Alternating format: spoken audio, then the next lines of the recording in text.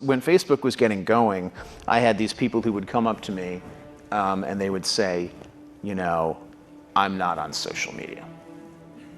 And I would say, okay, you will be. And then they would say, no, I value my real life interactions. I value the moment. I value presence, and I value intimacy. And I would say, well, you're a conscientious objector. That's okay. You don't have to participate, but we'll get you eventually. and like, I don't know if I really understood the consequences of what I was saying, because the unintended consequences of a network when it grows to 1 billion or 2 billion people, and it literally changes your relationship with society, with each other, with it probably interferes with productivity in weird ways.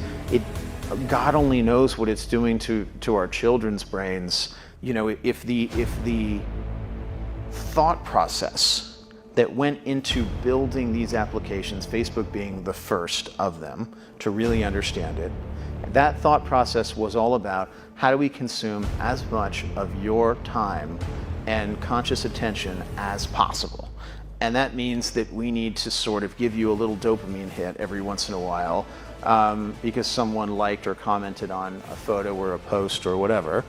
And that's going to get you to contribute more content, and that's going to get you, more likes and comments. I mean, it's a social validation feedback loop that it's like it's exactly the kind of thing that a hacker like myself would come up with, because you're exploiting a vulnerability in human psychology. And I think that the inventors, creators, and it's me, it's Mark, it's the Kevin Systrom at Instagram, it's all of these people, understood this consciously, and we did it anyway.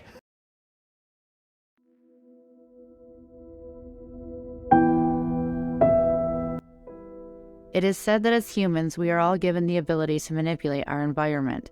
We learn to build shelters, tame fire, cultivate fields, and in part to raise above the brutal violence of nature. But at some point, this equation that allowed us to master our environment has been turned on its head. Our environment now manipulates us. It shapes our thoughts, it dulls our minds, and it neuters our instincts. For eons, blacksmiths and artists reflected upon their art, then forged a new reality that did its best to impart their vision to change their surroundings. But at one point, the canvas changed, and the new vision became the perfection of humanity. In a previous episode, we visited those communities and societies that strove to raise humans to a new level of perfection, but these utopian dreams were merely thinly disguised plans which became a horrific nightmare of oppression, servitude, anguish, and torture. Yuval Harari, advisor to the World Economic Forum, leader Klaus Schwab, stated quite plainly in his book Sapiens, A Brief History of Humankind, that according to the science of biology, people were not created. They have evolved, and they certainly did not evolve to be equal. The idea of equality is intertwined with the idea of creation. The Americans got the idea of equality from Christianity, which argues every person has a divinely created soul and that all souls are equal before God. However, if we do not believe in the Christina's myth about God, creation, and souls, what does it mean that all souls are equal? Evolution is based on difference, not on equality. With respect to allowing men to progress on his own, Harari details quite plainly his thoughts on the matter. It is common nowadays to believe that the market always prevails and that the dams erected by kings, priests, and communities cannot hold back the tides of money. This is naive. Brutal warriors, religious fanatics, and concerned citizens have repeatedly managed to trounce calculating merchants and to even reshape the economy. We must take into account the role of gold and silver, but we cannot disregard the crucial role of steel.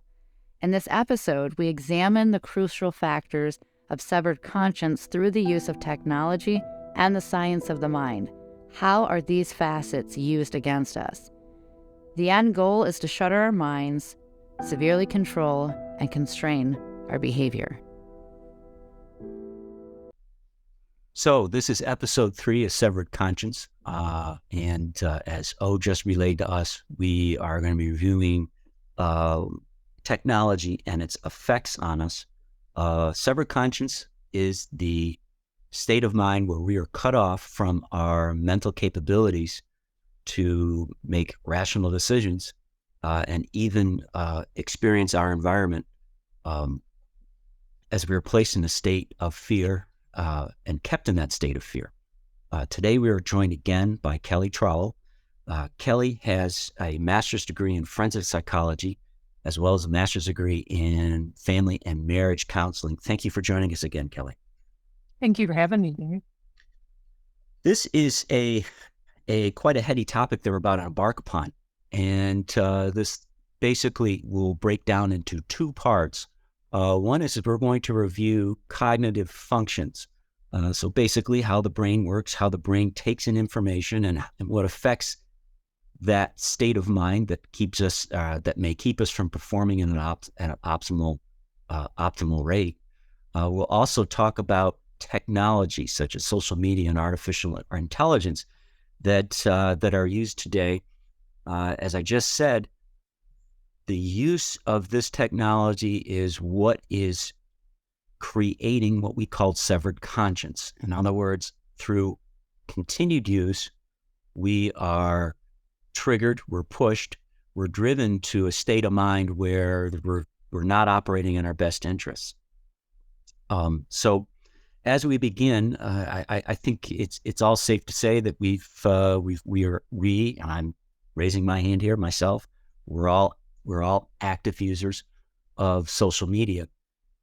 And one of the things that we recognized in our research here is that social media and the concept of constant discovery, the concept of infinite scroll, and by infinite scroll, I mean, I have a list, I scroll, and I think I'm at the bottom. Well, boy, I just brush with my thumb and I scroll and I see maybe 10 or 20 other items. And with social media, particularly platforms like Twitter, we have short bursts of information that grab our attention. So within the course of maybe a minute, I'm exposed to something that enrages me. I'm exposed to something that makes me laugh. I see takes that close associates have on subjects. I either agree or disagree. All of this over a course of a minute, and then it's repeated, and it's repeated, and it's repeated. And you look up from the laptop, you look up from the phone, and hours have gone by. So social media obviously has a draw. I think there's an addiction factor to that. And many of this is much of this result comes from the fact that there is a chemical in our brains called dopamine that gets overstimulated when using social media. Kelly, can you clue us in on dopamine and what are the factors that our brain produces it? Sure. Well, in 1957, Catherine Montague discovered this in the brain as a neurotransmitter. So the long and the short of it is then a guy named Carlson went on to further examine it. And what he began to understand was that it's a precursor for norepinephrine, but it goes a step further. What it does, so if we think about the brain in terms of the gut brain in connection with the brain that's housed in our head, there's a conversation that goes on pretty regularly about fight and flight, but there's also a conversation that goes on about comfort. And so we're always trying to stay just outside of pain. And it's kind of a myth that we're always pleasure seeking, because we're not. We're just trying to avoid pain. There are a lot of stressors that have a toll on the body, and these are all impacted by a number of both internal, external factors, as well as belief systems. So as a result of this, those neurotransmitters are always looking for a way to stay in homeostasis. And the discovery of this neurotransmitter, what a lot of research science was doing was looking at, how does this work? And then eventually in the 70s, they began to look at how do images affect this? How does the brain interpret those images? What is related to this? And then the correlation of the norepinephrine and the adrenaline, and there's about 37 other chemicals, and I'm probably getting that number even wrong because science is showing there's more and more happening than we thought.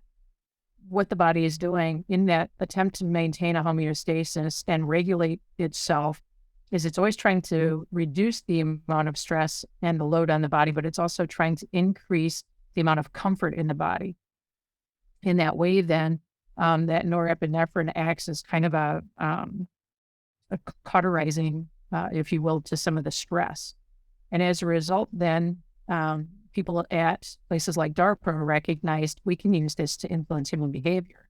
Because if people are trying to stay just outside of pain, we can also give them something that distracts. Because if you look at the sum and substance of the medical model of addiction, this is where a lot of that research stems, because we've seen that people will do whatever they can to avoid dealing with certain complex and difficult emotions, grief being one of those, fear, sadness, loneliness. And so then we begin to see a plethora of studies that look at the seat of emotion, which we go back to Ledoux, we go back to guys like, who's the guy? I just had his name in my head, on the West Coast at Cal, who's got, he's a neurobiologist and he studied David Goggins. We've got a lot of neuroscientists who are looking at how does dopamine impact the body and how does it impact the brain and the seat of emotion. So when we understand that social media puts in front of us a number of things that are pleasurable, but also a number of things that serve as a distraction, it also puts in front of us a great deal of fear, and it addresses loneliness because it creates pseudo tribes. We're best in a tribe of, as Chase Hughes says, between 150 to 175 people. Well, we create these micro communities, even though we're not having that physical contact or that face-to-face interaction. We now have a sense of tribe and community that helps that dopamine to regulate. And dopamine as a neurotransmitter has a very short shelf life. It lasts only for a few seconds to a minute, but it replenishes very quickly several times throughout the day. The problem with this is that when it's overtaxed, as is the fear center of the brain, we see that there are a lot of things that begin to happen to the body because it goes into a hyper-stress state, hyper-arousal state. And this is why so many people get so triggered on social media. And that's why you get that sensation in your chest, that feeling in your gut when you see a negative comment to something that you posted, or you don't get a positive swipe, or whatever the deal is, whatever platform you're on. And this is why things like Facebook and Twitter and Instagram and Snapchat are so popular, because they're short and they hold your attention short and have reduced our attention span. But it's all geared towards, using kind of that higher function that says, I just want to feel not that. But we never identify what we do want to feel. And then I hear people say, well, I just want to be happy. But when you nail them down, what they really want is they want to feel some contentment and a little bit of joy. They don't want to be stuck in the mire of constant fear porn coupled with uncertainty and chaos. So let me ask you, if we could hazard a guess, let's go back, let's go back in our time machine. And we're in 1972. Mm-hmm. What, on average, how many, and I guess it would depend on a person's environment, but we talk about dopamine and what stimulates dopamine. Mm-hmm. If we were to take away social media use, can we sort of give a figure or some type of what? I'm just trying to draw a quantitative comparison of someone in the 70s, normal adult, throughout the course of the day, they're driving in traffic. Mm-hmm. Okay, there's dopamine obviously involved. Now, adult 2023, mm-hmm. right? Social media. Is there some way we can maybe depict or talk about that in some type of quantitative way? Yes. In fact, Susan Iverson and Leslie Iverson did a 50-year perspective on dopamine. So it's kind of timely that came out in 2007. So Paul Greengard, when he looked at the cellular signaling mechanisms that are triggered by dopamine, what he also looked at was how in biological psychiatry and psychopharmacology, this all works together on the central nervous system. And this was kind of, if I go back to there was a Senate hearing in the 70s about the use of subliminal messaging. Okay. And so this is kind of contemporaneous with some of that research that was looking at how do subliminals work, how does dopaminergic mechanism impact our ability to focus and our ability to avoid certain stressors. Well, back in the day, particularly from the Vietnam conflict, just prior to it, right up until about the latter 1970s, a bulk of the research looked at, what is happening in the central nervous system around stress, because stress was recognized as shifting away from day-to-day activities such as, having to find a partner, having to procreate, having to find food and shelter, and maintaining that food and shelter, to less demanding physically jobs, to more office-centered, more a sense of trying to feel safe in a world where things became more existential and less physically threatening. Mm. So again, this is where DARPA, shows up, in IARPA and several of these military agencies looking at what is the greater effect on society when this happens, as well as, there was quite a bit of research going on in Europe around this at about that time, because a lot of what they were looking at was, what does this tell us? Because if you remember the 70s, there was a lot of anything goes. There was a lot of free love, as a result of the 1960s. But there was also a psychological shift to pleasure seeking and entertainment. And entertainment became increasingly more important. The proliferation away from radio to television, to physical experiences, to pleasurable experiences. That's all part and parcel with how do we sell these things? And then advertisers began to realize we need to emotionally sell, but we also need to make it feel pleasurable. So this is also when we started to see food industry adding more sugar to the diet, to foods that are processed. Well, it's interesting. My dad came back from Kiwanis. So this was in mid-70s, maybe a little bit later. He came back from Kiwanis meeting that night, and they had some guy come talk about subliminal messages and ads. And in particular, you may know of this particular ad. It's the Gillette shaving cream ad. And this guy pointed out that, hey, there's images embedded in here. Look at the shadow in the shaving cream. What does that look like? Looks the shape of a beautiful woman. It's all of this. Yeah. And so my dad went and got some of his magazines. And he started looking through and he started finding these. And so he shrugged it off. But I remember that, because I remember just thinking, I was old enough to go, well, what is this? Why would they want to put messages in there? And I remember my dad, he's still incredulous, right? Until he grabbed the magazine. And it was just one of those things. And this is a Kiwanis meeting. This is just, in a rural area, 2,000 people, a couple guys getting together. This guy shows up to give this talk, so it's kind of, we talk about conspiracy and tinfoil hat. Right. That would be perceived as a tinfoil hat moment right there. But clearly there's been studies about this, and this is known. I mean, frame rates, inserting images between frame rates, that is known. Disney has just a long history of these types of images where it's been caught with things in there that they turn around and apologize for, or they explain it away with, we were just joking around. This is just for us. Well, why do these things make it out of the pre-production process? Yeah. But getting back to our social media and dopamine, we're not, our minds are not kept in that steady state through this use. And one of the things that I'm sort of mid-range in that, well, you and I, we're all nearly the same age, in that, we didn't grow up with these devices. So I think our age group is perceived as irritable because when we're on trying to solve tasks, but yet you've got that Skype conversation, or you got Slack going on, being distracted and switching context. So in other words, if I'm focused on trying to finish up writing this email, but I'm constantly pinged over on the side. Hey, we just have an issue. Hey, so-and-so called. Hey, I'm canceling this meeting. Hey, I need your help.